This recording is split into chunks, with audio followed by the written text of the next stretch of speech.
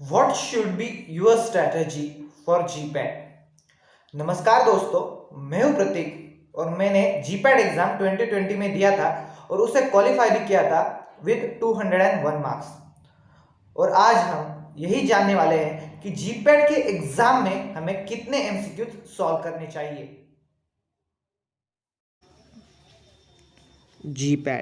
GPAT यानी कि graduate pharmacy aptitude test. ये 125 क्वेश्चंस का पेपर होता है जो कि 500 मार्क्स के लिए होता है। इसे अटेम्प्ट करने के लिए हमें 3 आवर्स ऑफ ड्यूरेशन मिलता है। हर सवाल के सही आंसर पर 4 मार्क्स और गलत आंसर पर 1 मार्क रिड्यूस कर दिया जाता है। वैसे जीपैट इतनी इम्पॉर्टेंट क्यों है? क्योंकि इससे हमें एमफार्म के लिए एडमिशन मिल सकता है और हमें फाइनेंशियल असिस्टेंट भी मिलता है स्टाइपेंड के रूप में।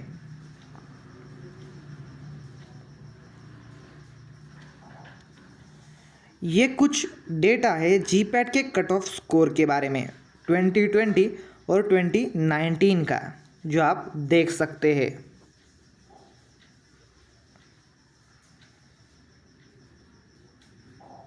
जीपैट एग्ज़ाम इतनी मुश्किल क्यों होती है? इसका बेसिक सा आंसर है क्योंकि इसमें 10% से भी कम बच्चे हर साल पास होते हैं। आप देख सकते हैं 55,000 स्टूडेंट जीपैट के लिए रजिस्टर करते हैं, उसमें से सिर्फ 48,360 स्टूडेंट ही अपीयर हुए और उसमें से भी 4,917 स्टूडेंट ही क्वालिफाई हुए हैं। कैटेगरी वाइज क्वालिफाई कैंडिडेट्स का डेटा भी मैंने दिया हुआ है।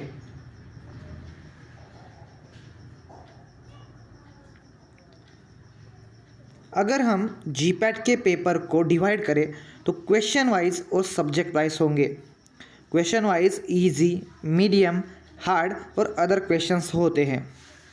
और सब्जेक्ट वाइज इनमें pharmaceutics, pharmacology, pharmaceutical chemistry, pharmacognosy, pharmaceutical analysis और अन्य कई सब्जेक्ट्स आते हैं।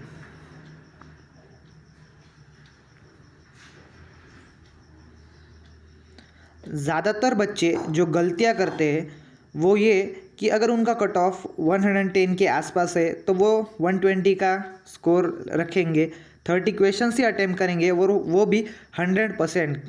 लेकिन होता क्या है कि अगर हमारी एक्यूरेसी 90% भी चली जाए तब भी हमारा स्कोर डायरेक्टली 105 हो जाएगा। वैसे ही ओबीसी के स्टूडेंट 140 का कट ऑफ रखेंगे और अगर 35 क्वेश्चन भी अटेम्प्ट करेंगे, लेकिन अगर उनमें से सिर्फ 4 क्वेश्चन भी गलत हो जाए तो वो 120 पे पहुँच।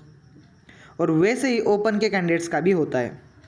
और जो दूसरे कैंडिडेट्स होते हैं जो पूरे के पूरे अटेम्प्ट करके आते हैं 125, तो वो उनको कुछ ज़्यादा भी मार्क्स नहीं मिलते, वो एवरेज मार्क्स लेकर आते हैं 70-75। आप देख सकते हैं 70-75 बहुत ज़्यादा एवरेज मार्क्स होते हैं। और इसीलिए जीपैट के पेपर में हमें कितने अटेम्प्ट करने चाहिए इसके ऊपर भी हमारा ध्यान होना चाहिए।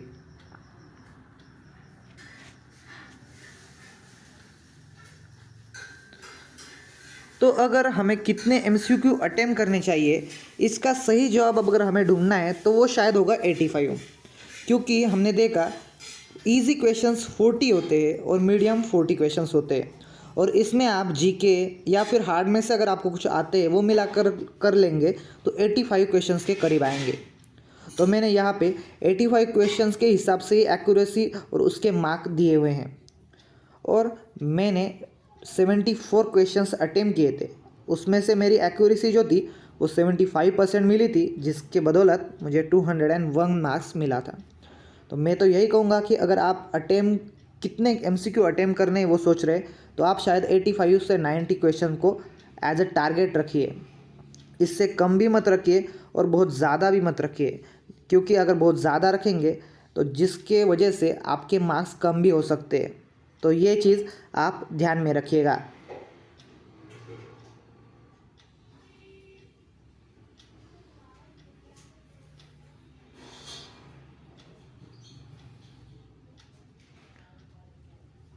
और अगर आप इस एमसीक्यू अटेम्प्ट में अगर आप कुछ चेंज भी करते हो, यानी कि 75-100 भी लेके जाते हो, तो भी ज़्यादा कुछ फ़र्क नहीं मिले पड़ेगा। लेकिन आपको ये सोचना होगा कि आपका एक्यूरेसी रेशो कितना होना चाहिए और इसके हिसाब से ही आपको अटेम्प्ट करने चाहिए।